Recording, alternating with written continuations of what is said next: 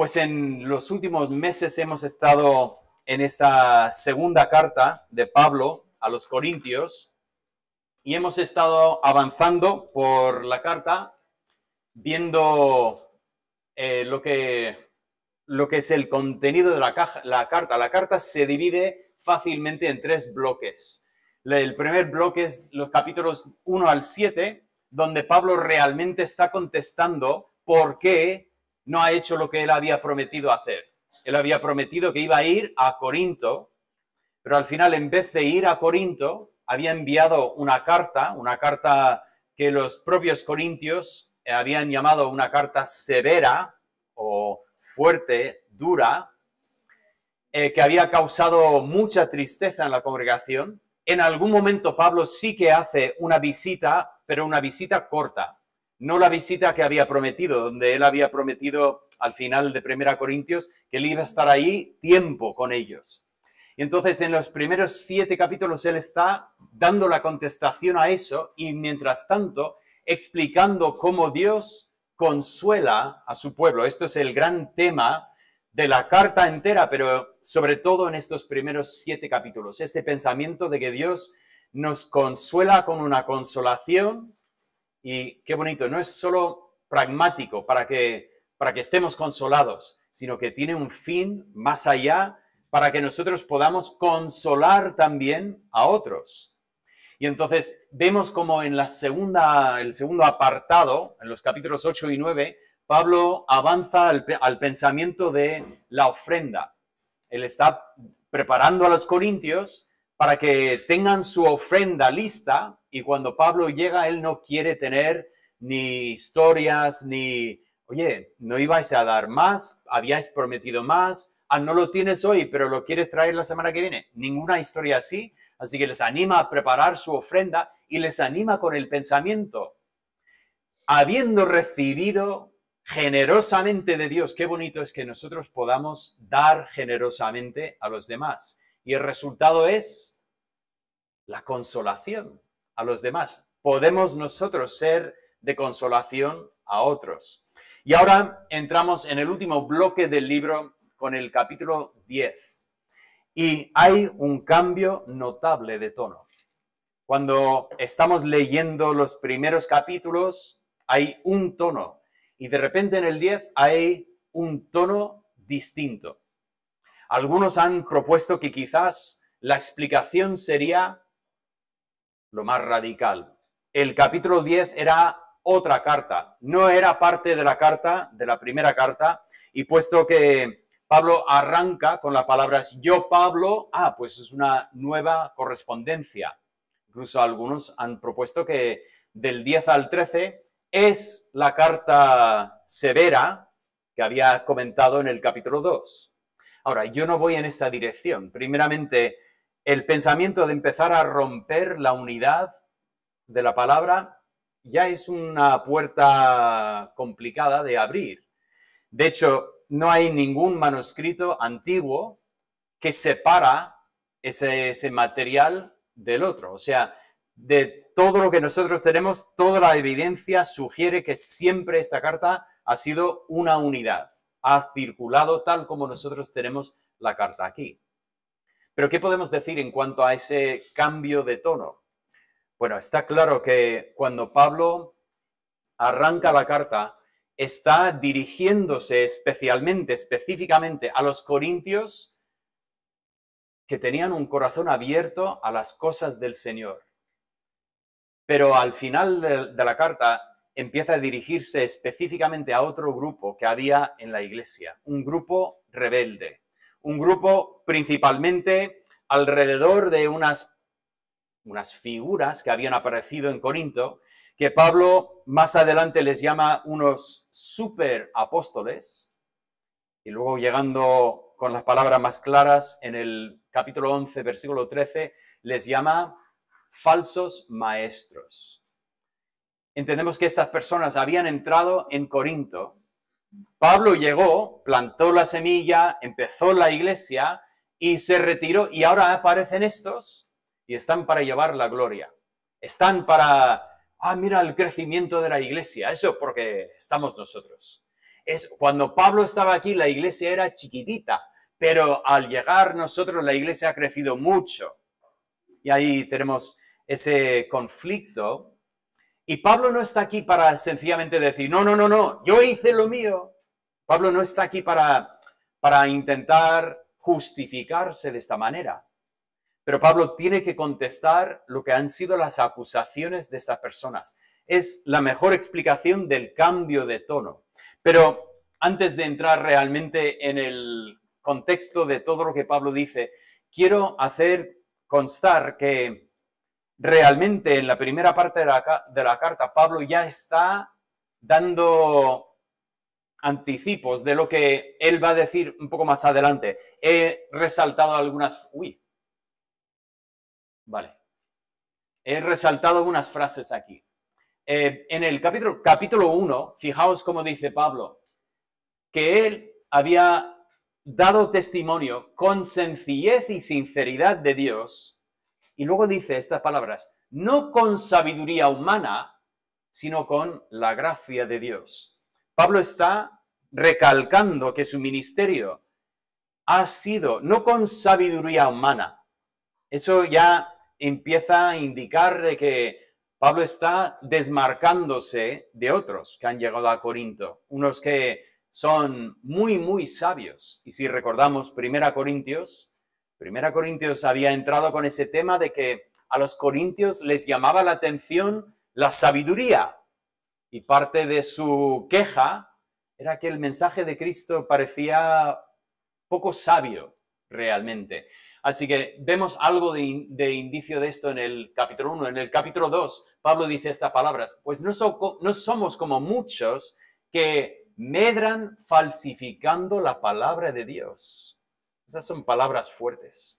O sea, personas que empiezan a hacer negocio con la palabra de Dios, realmente torciendo, cambiando lo que Dios ha dicho para caer con gracia a los demás.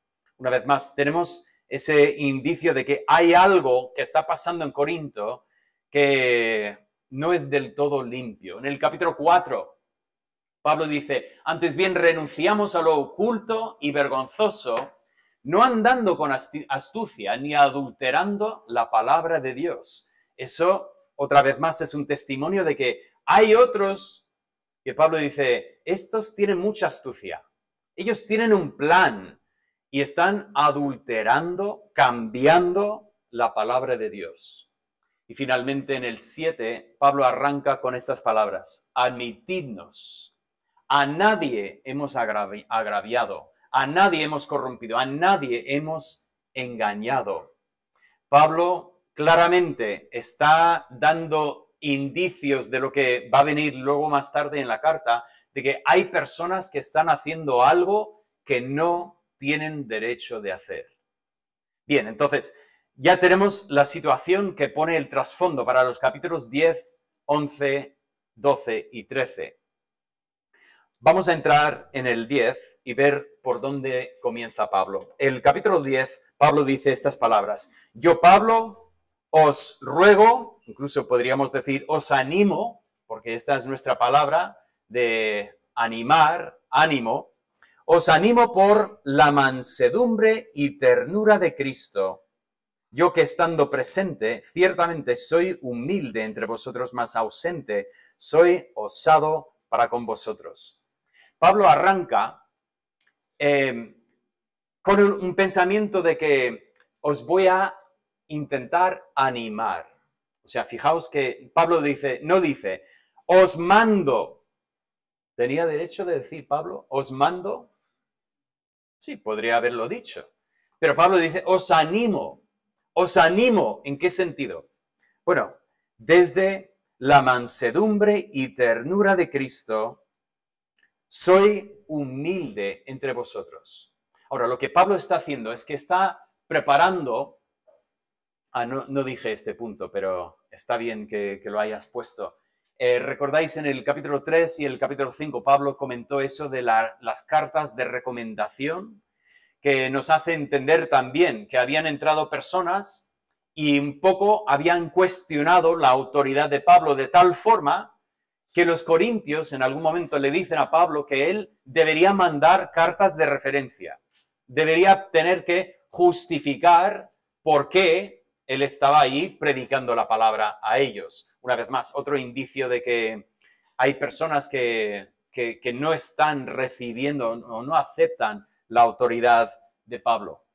Pero en el capítulo 10, Pablo está tratando realmente esa diferencia entre el tono de sus cartas y el tono de su mensaje personal.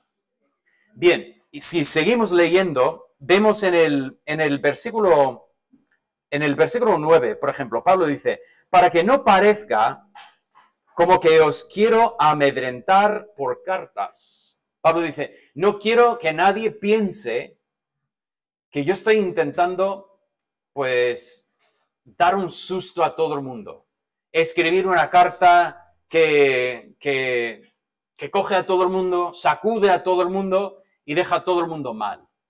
Y Pablo dice lo siguiente, porque a la verdad dicen, las cartas son duras y fuertes, mas la presencia corporal débil y la palabra menospreciable. Pablo dice, eso es lo que dicen por ahí. Ha llegado a Pablo esa noticia de que estos superapóstoles se presentaban a sí mismos como el no va más. Estos falsos maestros habían llegado y habían empezado a criticar a Pablo. Pablo, claro, Pablo cuando escribe es durísimo, tiene palabras súper fuertes, pero cuando lo conoces en persona, pues es poca cosa. Pablo no es lo que realmente pensabas. Por lo que dice en 1 Corintios, podemos entender igual que igual Pablo tenía aspectos de su discurso que no eran al mismo nivel que su discurso escrito. Algunos han supuesto que a lo mejor Pablo tenía un defecto de hablar. ¿Cómo sería, no? Que, el apóstol Pablo empieza a hablar y tiene ese deje, un pequeño defecto de hablar que dices, ¿en serio? ¿Habla así? A lo mejor tenía una voz así, de pitillo, que cuando hablaba, decías, ¿así habla? Uy, esperaba una voz de actor, de película. No sabemos lo que es. El caso es que, forma de criticar, encontraban la manera de criticarle y decían, cuando Pablo es débil. Su palabra es menospreciable, despreciable. O sea, cuando Pablo habla realmente no es nada. Y sus cartas, se pasa con las cartas. Es demasiado duro en las cartas. Ahora, con eso en mente, esa es la acusación. Volvemos a leer el versículo 1. Yo, Pablo, os ruego por la mansedumbre y ternura de Cristo, yo que estando presente, ciertamente soy humilde entre vosotros, mas ausente soy osado para con vosotros. Ruego. Y continúa. Pregunto, ¿Pablo ha desmentido la acusación? Pablo ha dicho que la acusación no es verdad. Cuando yo estoy en persona soy fuerte. Y cuando escribo la carta, escribo razonablemente. ¿Ha dicho eso? ¿Qué ha dicho Pablo? Dice, soy osado cuando escribo. Osado sí. Duro, menospreciable, no. Osado. ¿Osado qué significa? Se me ocurre que no es una palabra que usamos todos los días, ¿no? Sí. Una persona que dice lo que tiene que decir. Una persona que no... qué bonito tu traje. Y luego después dice, no he visto un traje más feo en mi vida. No. Una persona que dice lo que tiene que decir, pero entendemos con educación, ¿no? Pero ¿cómo es en persona? ¿Cómo dice Pablo que es en persona? Humilde. Humilde. ¿Por qué? ¿Por qué era humilde Pablo en persona? ¿Por qué llegó y no llegaba diciendo, ¿te he dicho quién soy yo? Soy el apóstol Pablo. Seguramente habéis escuchado de mí. Pablo llega con humildad. ¿Por qué? ¿Qué dice el texto? Por la mansedumbre y ternura ¿de quién? ¿Cómo era Cristo? Cristo no es el que llegaba y estoy aquí. Cristo era manso y humilde. Los profetas lo habían dicho. Así iba a ser el Mesías. En Isaías tenemos esa imagen del Mesías que no viene para llamar la atención a sí mismo. Más bien viene para cumplir la voluntad de Dios. Y Pablo dice, no tengo que pedir disculpas por ser humilde, porque sinceramente soy humilde porque Cristo era humilde. Pablo presenta su ministerio como lo que era, un ministerio de compasión y amor. ¿Pablo pide perdón por escribir la carta? No. Pablo dice, la carta la he escrito y de hecho dice, y cuando vaya la próxima vez en persona, a lo mejor tengo que ser más osado. Depende de lo que me encuentro. Lo tenemos ahí al final un poco más en el versículo 11. Pablo habla de cuando vaya, cuidado. Tú piensas que soy un poco esquizofrénico. Escribo de una manera, hablo de otra manera, pero cuando vaya, como me encuentre con esa situación, yo voy a tratar esa situación directamente. Pero cuidado, soy humilde, soy manso y tierno, porque así era mi Salvador. Pablo presenta su ministerio así, y así contesta esta diferencia entre cómo es y cómo escribe. Por cierto, si volvemos por un momento a Primera a los Corintios capítulo 4, Pablo les había preguntado a los corintios, ¿cómo queréis que vaya a vosotros? ¿Queréis que os vaya con el palo? ¿Con disciplina? Y obviamente, ¿quién desea una visita así? Que va a venir para darnos palos. Pero hizo la pregunta, no porque Pablo, me están acusando, por lo tanto voy a tener que ser más fuerte, sino que Pablo dice no, lo que depende, o sea, lo que determina mi actuación es la situación en que me encuentro. Si puedo llegar y mostrar la compasión y amor de Cristo, lo voy a hacer. Pero si tengo personas que no quieren arrepentirse, que están resistiendo la voluntad de Dios, voy a llegar con toda la verdad de Dios para tratar esas situaciones. Pero no es la única acusación que encontramos en el pasaje. No solamente le habían acusado de ser duro en carta, pero luego después así demasiado blando en persona, sino que Pablo saca otra acusación en el versículo 3.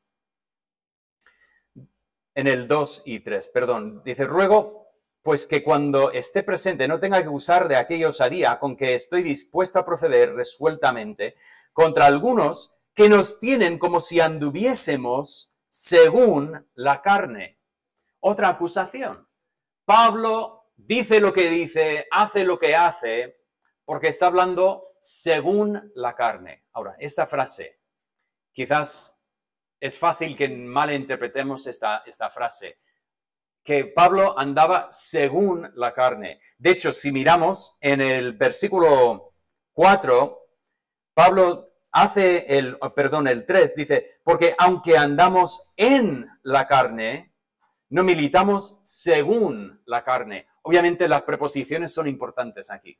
Pablo está haciendo un juego de palabras con las preposiciones. ¿Qué significa andar según la carne? O militar, o andar, o militar según la carne. Sería el pensamiento de que Pablo andaba o Pablo militaba de manera carnal. ¿Vale? Eso, según la carne, tiene que ver con ese pensamiento de lo que es carnal. ¿Cómo se puede pelear de una manera carnal? Fácil. De hecho, lo más normal es que una pelea saque lo más carnal en nosotros. ¿O qué? ¿Me has dicho qué? Pero tú eres... Qué fácil es llegar al momento en que respondemos, y cuando respondemos, no estamos respondiendo de manera espiritual, estamos respondiendo de una manera carnal.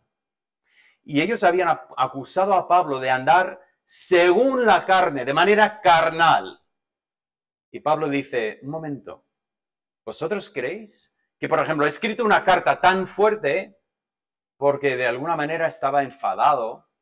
Y yo, puesto que estaba enfadado, pues estoy cargando contra los que me han acusado a mí, así que les voy a acusar a ellos. Quizás que cuando Pablo llegó para esa visita corta y estos tuvieron experiencia con Pablo, dijeron, este es humilde, es poca cosa, este Pablo. Quizás le acusaban de ser cobarde, que no tenía así el valor para tratar las situaciones como tenía que tratarlas. De alguna manera estaban acusando a Pablo de ser carnal. Y Pablo dice estas palabras, aunque andamos en la carne. Ahora, ¿qué significa eso? Yo soy un ser humano como vosotros. Yo vivo, yo tengo un cuerpo, yo tengo la misma experiencia a vosotros. Pero os prometo que yo no ando según la carne. No estoy militando según la carne. Y eso me lleva a lo que es quizás la parte más importante de ese pasaje. Pablo empieza a hablar de la guerra y su lenguaje, todo es lenguaje de guerra. La imagen que va a usar es la guerra. Pablo en el resto de la carta realmente no ha tratado nada desde ese símil de la guerra, pero ahora de repente tenemos lenguaje de guerra aquí. ¿Por qué? Porque estas personas que son falsos maestros están atacando y Pablo dice, esto es serio. Por lo tanto, vamos a hablar de milicia, vamos a hablar de guerra. Eso es una imagen que Pablo vuelve y usa una y otra vez cuando está escribiendo las pastorales. Escribe a Timoteo y dice, pelea la buena batalla o la buena pelea. Tenemos que militar, tenemos que ser activos en esta lucha. Pero Pablo aquí arranca con el pensamiento de sus armas. Mirad lo que dice en el versículo 4. Porque las armas de nuestra milicia, Pablo que anda en la carne, pero no según la carne, dice, las armas no son carnales, sino, ahora, ¿habéis leído lo que pone? Sino que, ¿esperabais la palabra poderosas? Yo no. Porque cuando dice, nuestras armas no son carnales, sino, ¿qué esperas? Espirituales. O sea, esperas lo opuesto. Yo creo que de alguna manera Pablo entiende lo que nosotros entenderíamos y dice, claro, es eso. O sea, no tenemos armas carnales, por lo cual entendemos que tenemos armas espirituales, pero Pablo rápidamente avanza con el pensamiento, dice, estas armas no son carnales, son poderosas. Y luego dice, ¿poderosas en qué? En Dios. O sea, Dios nos ha dado armas poderosas, pero tristemente hay muchos que entran en la batalla con armas que son carnales. Ahora, vamos a completar el contraste. ¿Cómo son las armas carnales que Pablo menciona en primer lugar, en contraste con las armas espirituales? Si las armas espirituales son poderosas, ¿cómo son las armas carnales? Sinceramente son débiles. Ahora, son débiles desde la perspectiva final, pero en el momento las armas carnales son sumamente poderosas, nos hacen mucho daño. ¿Cuáles son estas armas carnales? Bueno, si seguimos leyendo aquí, Pablo dice las siguientes palabras en el versículo 11. Esto tenga en cuenta tal persona, que así como somos en palabra por carta, estando ausentes, lo seremos también en hechos, estando presentes. Porque no nos atrevemos a contarnos ni a compararnos con algunos que se alaban a sí mismos. Pero ellos, midiéndose a sí mismos por sí mismos y comparándose consigo mismos, no son juiciosos. Aquí estamos empezando a ver las armas carnales que estaban ahí en la iglesia de Corinto. Eran armas en que llegaban unos y comparándose entre sí, se estaban midiendo e intentando coger valor para sí mismos. Yo no sé de vosotros, pero cuando yo era pequeño, yo recuerdo que era muy común ir a un compañero y hacer así. Claro, el compañero un poco más alto y nosotros queríamos ver si éramos más altos. Y recuerdo que siempre mirando hacia arriba hacíamos la línea recta y claro, salía más alto que ninguno. Y otro decía, no, no lo has hecho recto. Esa lucha casi infantil, ¿no? De compararnos, que yo soy mejor que tú, que mi padre gana más dinero. Maribel tenía un niño en el cole que decía, mi madre es más fuerte que tu madre. Da miedo un niño así, ¿no? Con 4 años empiezan así. Bueno, a saber qué opinaba la madre de ese comentario. Pero ese casi infantil de intentar encontrar nuestro valor en el hecho de que somos mejor que otro. ¿Y qué dice Pablo sobre ese arma carnal? Los que hacen eso no son, oye, colombianos. Pensé en vosotros en esta semana, porque uso la palabra juiciosos, que para mí vosotros sois los primeros que habéis escuchado usar la palabra juiciosos, pero no significa aquí lo que vosotros queréis decir con la palabra juicioso. Aquí significa sabios. O sea, en resumidas cuentas, si tú coges tu valor comparándote con los demás, si compararte con los demás te da valor a ti y eso es lo que es tu valor principal, la palabra dice, eres tonto. Vale, eso se puede decir más fuerte, pero no se puede decir más claro. Es que es lo que Pablo está diciendo. Está diciendo, estos han llegado con sus armas carnales. ¿Cuáles eran sus armas carnales? Pablo no sabe hablar bien. Pablo escribe y es demasiado fuerte cuando escribe. Pablo no es nadie. Y al final, en el capítulo 11, Pablo va a entrar y decir, ¿queréis jugar así? No me obliguéis a ser tonto, porque, mira, si queréis hablar de currículum, os doy mi currículum. Esto es lo que yo he vivido. Lo veremos.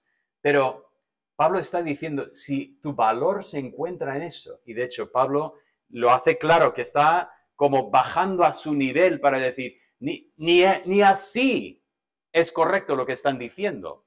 Pero el punto a donde va Pablo es que su valor no se encuentra en todo lo que él ha hecho para el Señor, en todo lo que ha sufrido por el Señor. Su valor se encuentra, como dice al final del capítulo aquí, al final del 10 dice, mas el que se gloría, gloríese en el Señor. El valor de la vida de Pablo se encontraba en Cristo. Es que ahí hay valor verdadero, no en la comparación, porque la comparación, somos expertos en saber con quién nos debemos comparar. ¿Con quién nos comparamos? Siempre con el que es un poco más bajito, un poco más feíta, un poco más tonto. Claro, nos comparamos con ellos y así nos sentimos mejor de lo que somos. Y si en algún momento encontramos a alguien que es más alto, más fuerte, más guapo, evitamos la comparación y decimos, compara. No es una competición. Y Pablo dice, no, ahí no se encuentra el valor de uno. Así que las armas de esta lucha son armas poderosas en Dios, armas espirituales. Pablo no dice mucho de estas armas espirituales exactamente, pero creo que encuentro un indicio de lo que Pablo tiene en mente en el 13. Pero nosotros no nos gloriaremos desmedidamente, sino conforme a la regla que Dios nos ha dado por medida para llegar también hasta vosotros. Pablo dice, yo no me mido por los demás, yo me mido por la regla que Dios me ha dado. Algunos ven aquí sencillamente una referencia a lo que era Corinto, que Pablo fue enviado por Dios a Corinto Y Pablo dice, estoy en mi sitio, estoy haciendo donde Dios me ha mandado. Pero yo entiendo las palabras de Pablo como que van más allá de esto, para decir, la regla que Dios nos ha dado, bien, mi llamamiento, estoy haciendo lo que Dios me ha llamado a hacer. Pero si pienso en las palabras de Cristo, ¿cuál es la regla que Dios nos ha dado para medirnos? ¿Qué es lo que se requiere a un siervo del Señor? ¿Qué es lo que Dios pide de nosotros? La palabra clave es fidelidad. ¿Somos todos iguales? ¿Vamos a hacer todos exactamente lo mismo? No. Y por eso no tiene sentido medirnos los unos por los otros. No todos tenemos los mismos dones, no todos tenemos la misma función. Somos un cuerpo y en un cuerpo hay muchos miembros. Y qué bonito este pensamiento de la iglesia, que la iglesia no es todo el mundo intentando hacer lo mismo, pisándose los dedos de los pies, sino que la iglesia es un cuerpo donde cada miembro tiene su función. Y por lo tanto, ¿cómo comparas un pie con una oreja? Es que el pie puede decir, mira, pero yo te llevo a sitios. Y la oreja dice, sí, pero si no funciono yo, te pilla un coche cuando cruce la calle. O sea, no nos comparamos. Más bien, cada uno tiene que cumplir fielmente con la misión que fue dada. Y eso es lo que Pablo tiene en mente aquí cuando dice, las armas de nuestra lucha no son carnales, no es para pelearnos entre nosotros. Nuestras armas son espirituales, vamos a ser fieles en hacer lo que Dios nos ha dado para hacer. ¿Y qué es lo que Dios le ha dado a Pablo a hacer? Tratar la situación en Corinto. Por lo tanto, Pablo continúa y dice no solamente sobre las armas, sino la meta. La meta de Pablo es la destrucción de fortalezas. Si visitas a Corinto hoy en día, cuando llegas a la ciudad, verás estas columnas que son lo que queda del templo, me parece, de Epafroditi, que está en la colina, la parte más alta de la ciudad. Pero igual no estás notando esas columnas que son impresionantes, que después de tantos años siguen ahí en pie. Igual donde se te lleva el ojo es esa montaña que tienes detrás. Porque ahí arriba se nota una fortificación. Ahora, es una fortificación que se ha ido añadiendo y hoy por hoy, si lo visitas, parte de la fortificación es del siglo XV, cosas súper modernas comparada con el resto. Pero esa fortificación existía en los días de Pablo. Y de hecho, es una parte fundamental de Corinto, porque si alguien llegó a atacar Corinto, primeramente lo veían desde lejos, porque tienes una vista del mar que se ve desde lejos al que se acerca. Y si venía un enemigo que venía para atacar la ciudad, todo el pueblo se retiraba y subía la montaña a la fortaleza. Y ahí podían aguantar tiempo un asedio importante. Es interesante que Pablo usa ese lenguaje de tirar fortalezas, porque parece que los falsos maestros habían llegado a Corinto y se habían entrancado dentro de la iglesia como si estuvieran dentro de una fortaleza. Y Pablo dice, aquí hablemos de milicia. Vamos a hacer lo que Dios nos ha mandado a hacer. Voy a ser fiel en ser lo que Dios me ha llamado a hacer. Y yo voy a derribar la fortaleza que protege al que está haciendo en contra de la voluntad de Dios. Mirad lo que dice Pablo de ese derribar, destrucción de fortalezas. Dice el 5, derribando argumentos, a ver si lo pongo aquí, derribar argumentos y toda altivez que se levanta contra el conocimiento de Dios. Lo primero que dice Pablo es, vengo para atacar no las personas. ¿Notamos esto? No dice derribar a quien se ponga delante. No. Dice a argumentos. Interesante. Pablo no es una persona que actúa con odio hacia la persona, sino que dice lo que tú estás proponiendo, tu lógica, es en contra de lo que es el conocimiento de Dios. Y qué fácil es tener altivez, alguna cosa de orgullo que se levanta en contra del conocimiento de Dios. Y Pablo dice, mi misión es tirar esa torre. Mi misión es atacar los argumentos para derribar todo lo que podría levantarse en contra de la posibilidad de conocer a Dios. Qué triste que en Corinto, estos corintios que vivían en una cultura tan pagana, tan sexualmente explícito, y sin embargo Dios había hecho la obra y los corintios habían conocido a Dios, y sin embargo entraban estos falsos maestros, estos superapóstoles, y ahí estaban desviando a la gente de conocer a Dios, animando a la gente al propio orgullo que demostraban los falsos maestros, a confiar en sí mismos, a intentar criticar a los demás. Y Pablo dice, no, yo voy a derribar esa torre no puede estar. Pablo continúa con el siguiente pensamiento. Y el lenguaje de guerra aquí es tal cual, del manual de guerra que ellos usaban. La gente veía que venían para atacar, se retiraban a la fortaleza. Venía el enemigo y empezaban a tirar piedras contra la fortaleza para derribar la muralla. Y luego después, ¿qué hacían? Entraban y tomaban cautivos. Así que Pablo dice, entramos a tomar cautivos.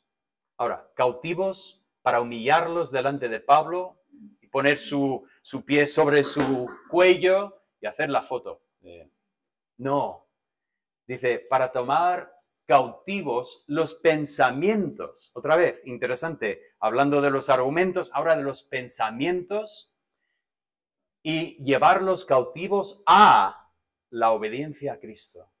La meta de Pablo no es ganar la victoria en Corinto, sencillamente ser victorioso él. Su meta es llevarles a obedecer a Cristo, a ver lo que Cristo pide de ellos, si conocen a Dios y obedecen a Cristo. Y de hecho Pablo termina este pasaje en el 6 diciendo, cuando vuestra obediencia sea perfecta. Pablo tiene toda la esperanza de que los corintios van a reaccionar en obediencia a Cristo. Van a entender estos falsos maestros como se han desviado del camino y los corintios van a tener una obediencia perfeccionada a Cristo. La última frase que Pablo dice aquí es castigar toda desobediencia. ¿Qué haces si tomas a un cautivo y el cautivo no está dispuesto a doblar la rodilla? No está dispuesto a reconocer la autoridad de Cristo. Y Pablo dice, castigar toda desobediencia. Entendemos en 1 Corintios, Pablo habla de una situación en la iglesia donde la iglesia tiene que tratar un pecado abierto y al final esa persona es excluida de la congregación y Pablo usa el lenguaje de que está entregada esta persona a Satanás. Entendemos el lenguaje, no es una petición, Satanás, te doy esta persona y quiero que le hagas la vida miserable, sino el pensamiento de que esa persona entendemos que no pertenece al pueblo de Dios, por lo tanto, esa persona está como un blanco para Satanás. Satanás podría atacar a esta persona. Esa persona no tiene la protección de formar parte del cuerpo espiritual de Cristo, ni tampoco del cuerpo local de los hermanos que pueden animar y ayudar a un hermano. Y es evidentemente lo que Pablo tiene en mente aquí. Voy a llegar no con armas carnales para luchar, para intentar presentarme como mejor que los demás, sino con armas espirituales, haciendo lo que Dios me ha llamado a hacer. Y voy a derribar, voy a tomar cautivo a la obediencia de Cristo y el que no quiere obedecer a Cristo será disciplinado fuera de la iglesia. Hermanos, leo este pasaje y entiendo la importancia de lo que está diciendo Pablo. Entiendo la importancia de que la iglesia tenga una base que es la misericordia, la mansedumbre, la ternura de Cristo. Qué triste es que muchas personas ven a los cristianos y ya tienen en su mente que somos hipócritas, que nos pensamos mejor que los demás, que nos sentamos en juicio sobre los demás y tal hace esto y bueno, mira que... y bueno, mira todo lo que hace esta persona. Y digo, eso no es el ministerio de Cristo, no es la actitud de Cristo. La iglesia primitiva fue conocida por su amor. Mira cómo se aman entre sí. Deberíamos ser las personas que demostramos el amor el uno al otro. Y personas que demostramos amor incluso a los de afuera, los que pecan, los que hacen cosas terribles, pero deberíamos mostrarles amor. Y creo que la base de este pasaje es esa actitud. Pablo dice, ¿me queréis criticar porque no soy duro? ¿Me queréis criticar porque llego y soy humilde? Pues criticadme porque yo voy a ser como Cristo. Ahora, ¿significa que Cristo nunca levantó la voz? No. Y vamos a ver esto, Dios mediante, en nuestro tiempo después de la comida hoy. Cristo es el equilibrio perfecto que Pablo estaba intentando emular y que nosotros también tenemos que emular. Pero tenemos que tener esta humildad de base. Incluso, creo que Pablo lo que está diciendo es que incluso en derribar fortalezas, en tomar cautivo, en castigar, lo va a hacer con humildad, porque así dice a los Gálatas. Si hay alguno que ha sido sorprendido en alguna falta, vosotros que sois espirituales, criticadle. No, restaurarle con espíritu de mansedumbre, la misma palabra que Pablo usa aquí. ¿Por qué? Porque si no fuera por la gracia de Dios, yo podría estar en la misma situación que este hermano ahora. Entonces, voy a tratarle como yo querría que me trataran a mí. Si yo tropiezo en algún momento, ¿cómo quiero que mis hermanos me traten a mí? Esa es la actitud de este pasaje. Quiero terminar con dos preguntas. La primera pregunta, ¿estamos capacitados para contestar bíblicamente con mansedumbre y ternura a los que se levantan contra el conocimiento de Dios? Esa es una buena pregunta.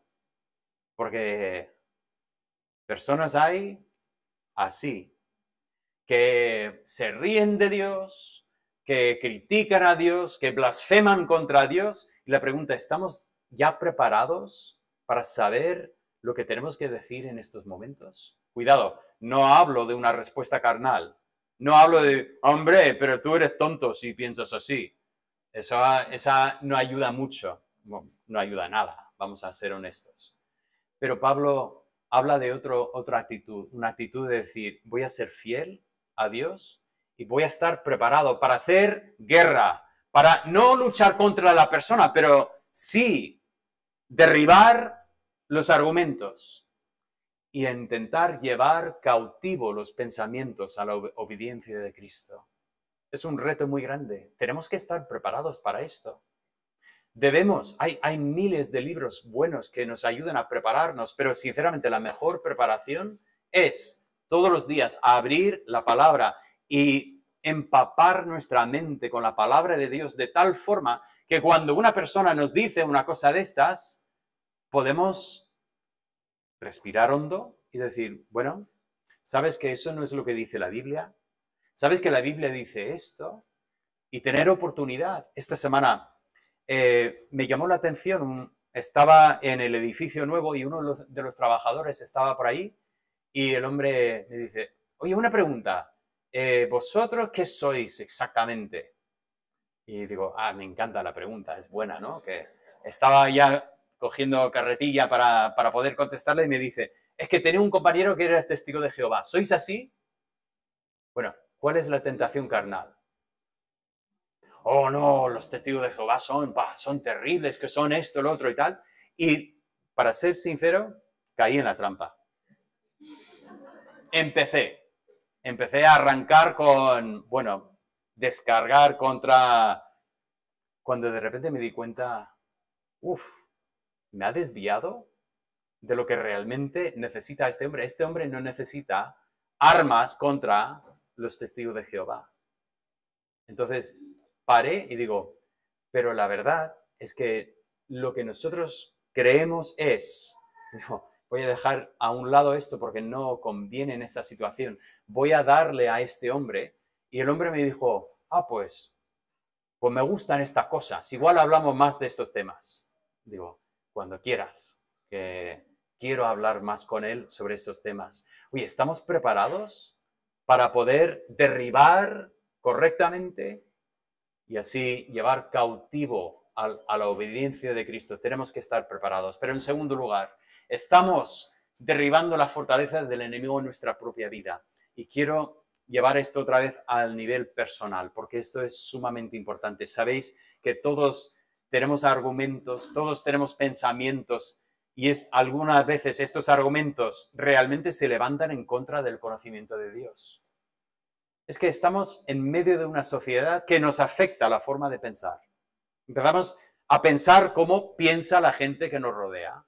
Somos así, somos seres sociales y tenemos que tener cuidado. Tenemos que incluso mirar estos argumentos en nosotros, compararlos con la palabra de Dios y decir, voy a derribar incluso mi propia vida, los argumentos. Voy a llevar en mi propia vida mis pensamientos cautivos a la obediencia de Cristo. Voy a estar tratando el pecado en mi vida. ¿Sabes? Si todos nosotros tratamos el pecado en nuestra vida, no hace falta que los demás vengan atrás a tratar el pecado en nuestra vida. Esa es la meta del cristiano. ¿Sabes? La disciplina de la iglesia no es como, como iglesia, vamos a hacer disciplina. No, la meta es que cada cristiano estemos día a día tratando con el pecado en nuestra vida y así vamos creciendo, avanzando en nuestro conocimiento a Dios. Bueno, hemos empezado el capítulo 10. El tema del 10 nos lleva luego al pensamiento de gloriarnos. Y Pablo, como dije, no se gloria en sí mismo, se gloria en Cristo, pero dice, hombre, si quisiera gloriarme en mí mismo, material hay. Pero tenemos que continuar leyendo para ver cómo Pablo lleva esto a su fin y dice, pero sería una locura hacer eso. ¿Sabéis lo que es motivo de gloria en mi vida? Es lo que Cristo hace en mí y es precisamente lo que le acusaban. Era humilde, era manso, era tierno, era débil. Y Pablo dice, cuando yo soy débil, ¿qué es lo que se ve?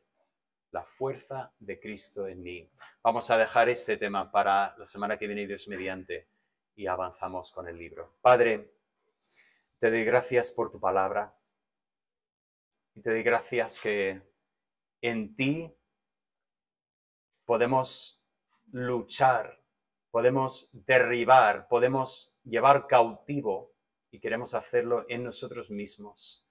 Padre, que tu Espíritu Santo siga abriendo nuestros ojos para que veamos todo lo que hay en nuestro corazón que no te agrada, para que podamos llevar cautivo estos pensamientos a ti. Pero Padre, ayúdanos a estar preparados, porque se abren las puertas y no hay una luz de emergencia que dice, la puerta está a punto de abrir. Y es que somos tan tontos a veces que se nos puede perder preciosas oportunidades de hacer precisamente esto, de compartir con otros la esperanza, de la razón de la esperanza que hay en nosotros. Pido, Señor, que cada uno de mis hermanos aquí seamos fieles en hacer esto.